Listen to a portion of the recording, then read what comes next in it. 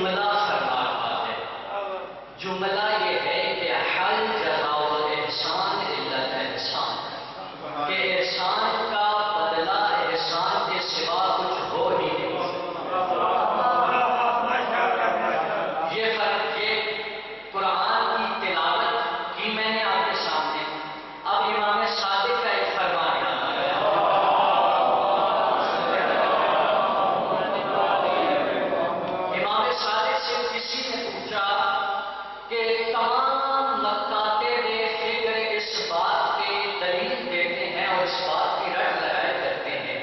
کہ ہم جنتی ہیں، ہم جنت میں جائیں گے. مولا تو ایسا بھی ہے جو جنت، کیا جنت کی خوشبو بھی نہ سونگھ پائے؟ تو معصوم مسکرائے. معصوم نے مسکرا کے کہا سنو تمہیں بتاتا ہوں، جنت کی خوشبو دو لوگ نہیں سونگھ پائیں گے. ایک وہ ہے جو احسان فراموشی کرتا ہے، دوسرا وہ ہے جو احسان کر کے جتلاتا ہے. یہ دو بندے ایسے ہیں کہ جو جنت تو کیا جنت کی خوشبو بھی نہیں سونگھ سکتے. اب میں آپ کو کچھ تاریخ کے پنے الٹ کے بتاتا ہوں کہ اسلام پہ احسان کس نے کیا ہے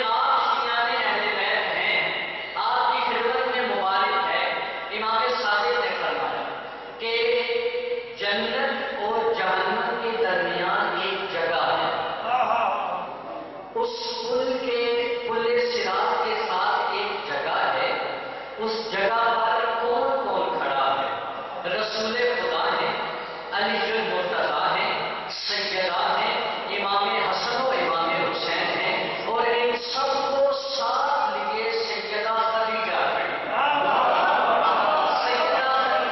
ہیں، اور وہ دیکھ رہی ہیں محشر کے میدان میں اپنے محبین کو اور اپنے شیعوں کو، اور وہ ندا دے کے اپنے سیدہ خدیجہ ندا دے کے اپنے شیعوں کو کہہ رہی ہیں کہ اے میرے محبین، اے میرے شیعوں، ہم تمہیں پہچانتے ہیں، ہم تمہیں جانتے ہیں، ہم تمہارے نسب کو بھی جانتے ہیں، ہم تمہارے شجروں کو بھی جانتے ہیں، اس لیے آل محمد کو مانتا ہی وہی ہے جس کا شجرہ بھی کوئی مان سکتا ہے آل محمد کو۔ تو سیدہ کہتی ہیں ہم تمہیں جانتے ہیں، اور آگے امام صادق نے فرمایا تم نے کیا قرآن نہیں پڑھا؟ قرآن میں اللہ یہی تو کہہ رہا ہے کہ وہ ان کے چہروں سے پہچان لیں گے۔ اس چہروں سے پہچان لیں گے سے مراد میری جدہ حضرت خدیجہ ہے۔ حضرت خدیجہ اپنے شیعوں اور محبوں کو مخاطب کر کے فرمائیں گی اے میرے محبوں، اے میرے شیعوں، آؤ آج تمہارا دامن کوئی نہیں تھام رہا، میں خدیجہ تمہیں جنت میں لے جاؤں گی، میں خدیجہ تمہیں جنت میں لے جاؤں گی۔ یہ مبارک ہے، یہ سیدہ خدیجہ، کیا مقام ہے سیدہ خدیجہ کا؟ مدارج النبوہ علامہ لکھ رہے ہیں اپنی کتاب میں، مدارج النبوہ میں، عائشہ، حضرت عائشہ رسول خدا کے سامنے آتی ہیں اور یہ فرماتی ہیں کہ اے رسول خدا، کیونکہ رسول خدا جب بھی خانہ حضرت خدیجہ میں وارد ہوتے تھے تو ان کے آنسو جاری ہو جاتے تھے۔ آنسو جب جاری ہوئے تو حضرت عائشہ نے یہ کہا کہ اے رسول خدا، وہ جو خدیجہ اس دنیا سے گزر چکی ہیں، آپ ان کو یاد کرتے ہوتے ہیں، کیا آپ کو ان سے اچھی بیوی نہیں ملی؟ تو رسول خدا نے جواب دیا، کہا نعم، نہیں ملی۔ رسول خدا نے جواب دے دیا کہ اے عائشہ، تم سوال کر رہی ہو اور تم یہ کہنا چاہتی ہو کہ مجھے حضرت خدیجہ سے بہتر بیوی نہیں ملی، تو سنو کہ واقعتاً مجھے خدیجہ سے بیوی بہتر نہیں ملی، اس لیے کہ خدیجہ نے میرا تب استقبال کیا، میری تب تصدیق کی جب تم سب مجھے جھٹلا دیا کرتے تھے، میری خدیجہ نے تب امداد کی جب تم میں سے کوئی میری مدد نہیں کرتا تھا، میری خدیجہ نے تب پشت پناہی کی جب مجھے لوگ شاعر کہہ کے بلاتے تھے، وہ ہے خدیجہ۔ تو پھر حضرت عائشہ نے ایک جملہ کہا کہ مجھے کبھی بھی اتنا رشک رسول خدا کی زندہ بیویوں پر نہیں ہوا جتنا خدیجہ پر ہوتا تھا۔ یہ ہے مقام خدیجہ، یہ ہے سیدہ۔ ہمیں سمجھنا ہے، ہمیں جاننا چاہیے کہ ہم کس مطلب سے تعلق رکھتے ہیں اور ہم پر کیا ذمہ داری ہے۔ اور اے مومنین جو پریشان ہیں، جن کے حالات ناساز ہیں، اپنی پریشانیوں کی وجہ سے پریشان ہیں، آپ کے لیے بھی ایک ہدیہ ہے۔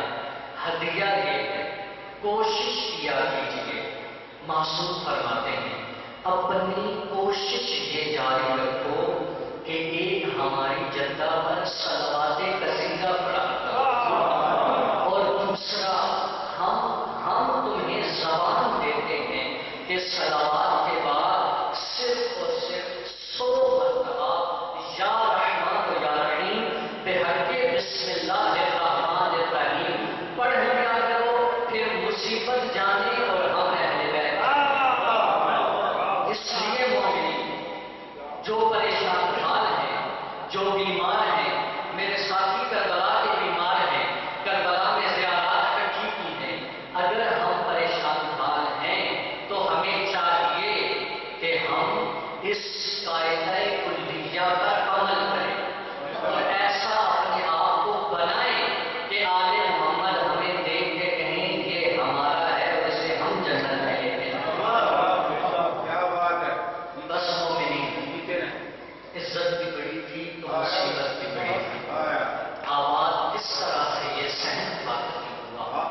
اس کی لگی نظر کے یہ گھر تھا۔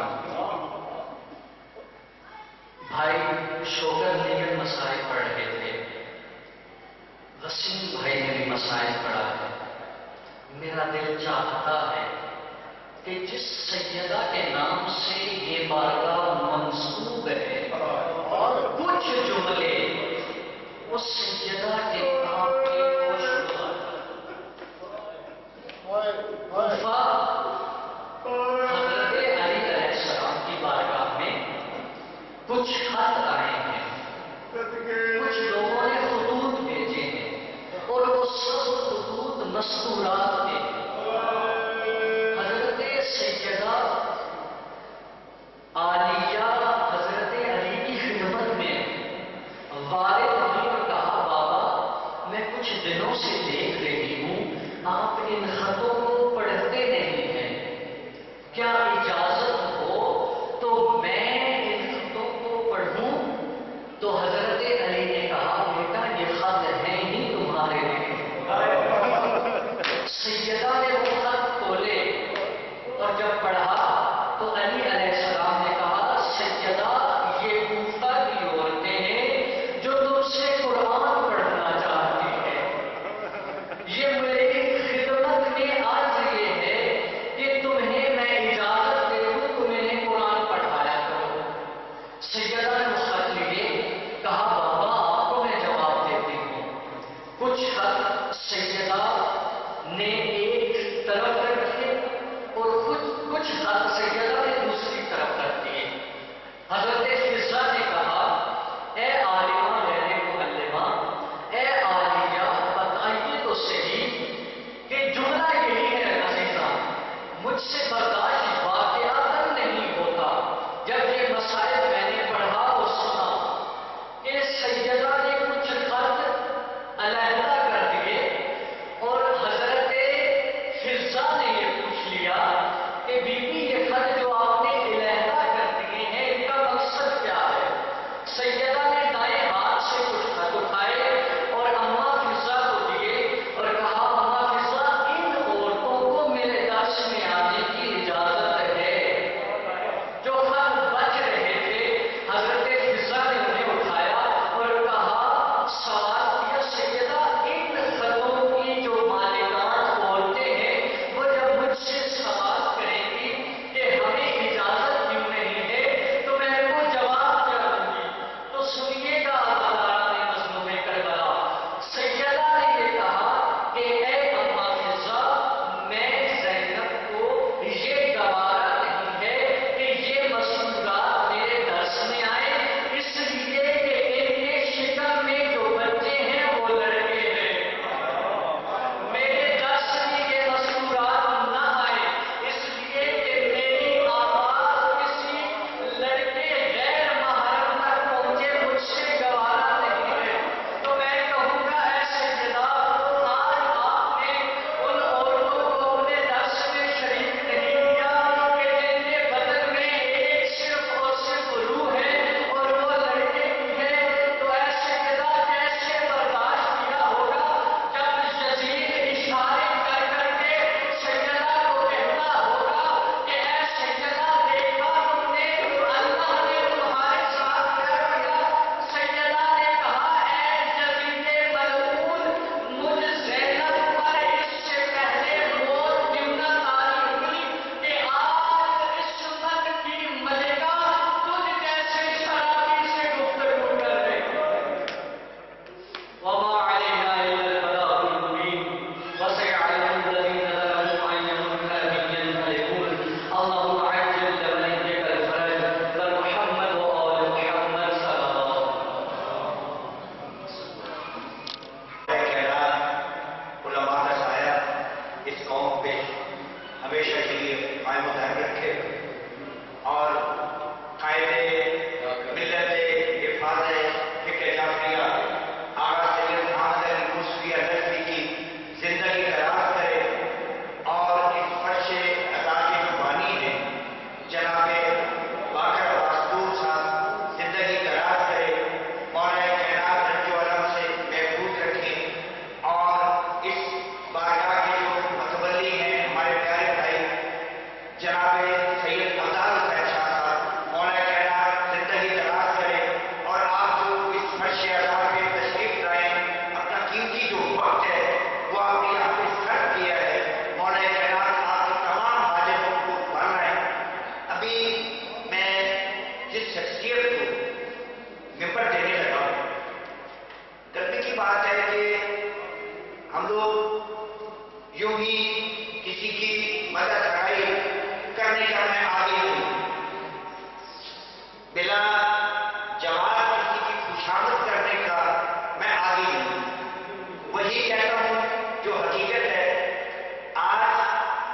مجھے